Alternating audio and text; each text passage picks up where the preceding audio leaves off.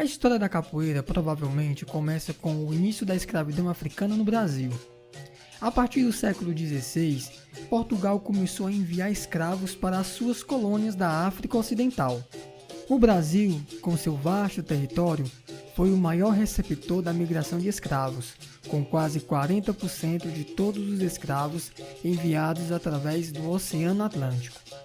A capoeira ainda é motivo de controvérsia entre os estudiosos de sua história, sobretudo no que se refere ao período compreendido entre o seu surgimento e o início do século XIX, quando aparecem os primeiros registros confiáveis com descrições sobre sua prática. A capoeira é uma expressão cultural brasileira que mistura arte marcial, esporte, cultura popular e música. Desenvolvida no Brasil principalmente por descendentes de escravos africanos com alguma influência indígena, é caracterizada por golpes e movimentos ágeis e complexos, utilizando chutes, rasteiras, além de cabeçadas e joelhadas. Uma característica que distingue a capoeira da maioria das outras artes marciais é a sua musicalidade. Praticantes desta arte marcial brasileira aprendem não apenas a lutar e a jogar, mas também a tocar os instrumentos típicos e a cantar. Um capoeirista experiente que ignora a musicalidade é considerado incompleto. A palavra capoeira é originária do tupi-guarani, que significa o que foi mata, através da junção dos termos mata que foi. Refere-se às áreas de mata rasteira do interior do Brasil, aonde era praticada a agricultura indígena.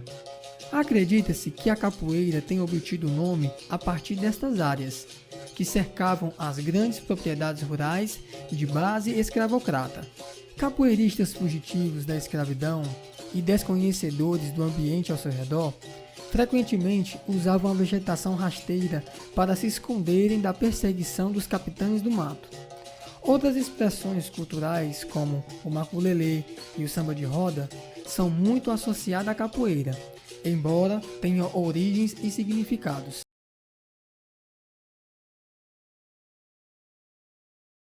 No século XVI, Portugal tinha um dos maiores impérios coloniais da Europa, mas carecia de mão de obra para colonizá-lo. Os colonos portugueses no Brasil tentaram no início capturar e escravizar os povos indígenas, algo que logo se demonstrou impraticável. A solução foi o tráfico de escravos africanos. A principal atividade econômica colonial do período era o cultivo da cana-de-açúcar. Os colonos portugueses estabeleciam grandes fazendas, cuja mão de obra escrava. O escravo, vivendo em condições humilhantes e desumanas, era forçado a trabalhar à exaustão, frequentemente sofrendo castigos e punições físicas.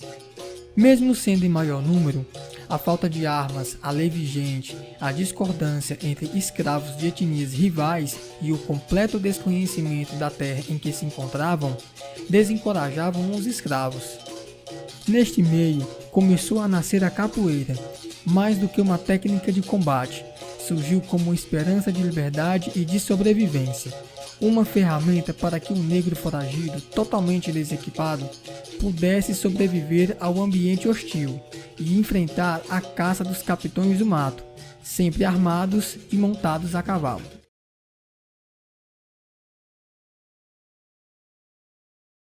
Não tardou para que grupos de escravos fugitivos começassem a estabelecer assentamentos em áreas remotas da colônia, conhecidos como quilombos. Inicialmente, assentamentos simples. Alguns quilombos evoluíam atraindo mais escravos fugitivos, indígenas ou até mesmo europeus que fugiam da lei ou da repressão religiosa católica, até tornarem-se verdadeiros estados multiétnicos independentes. A vida nos quilombos oferecia a liberdade e a oportunidade do resgate das culturas perdidas, a causa da opressão colonial. Neste tipo de comunidade formada por diversas etnias, constantemente ameaçada pelas invasões portuguesas, a capoeira passou de uma ferramenta para a sobrevivência individual a uma arte marcial com um escopo militar. O maior dos quilombos, o Quilombo dos Palmares, resistiu por mais de 100 anos aos ataques das tropas coloniais. Mesmo possuindo material bélico muito aquém dos utilizados pelas tropas coloniais, e geralmente combatendo em menor número, resistiram pelo menos 24 ataques de grupos com até 3.000 integrantes, comandados pelos capitães do mato. Foram necessários 18 grandes ataques de tropas militares do governo colonial para derrotar os quilombolas. Soldados portugueses relataram ser necessário mais de um dragão militar para capturar um quilombola, porque se defendiam com uma estranha técnica de ginga e luta. O governador-geral da capitania de Pernambuco declarou ser mais difícil derrotar os quilombolas do que os invasores holandeses. Olá, meu nome é Bruno e no vídeo de hoje vamos falar um pouco sobre a urbanização, libertação e proibição dos escravos. Vamos lá?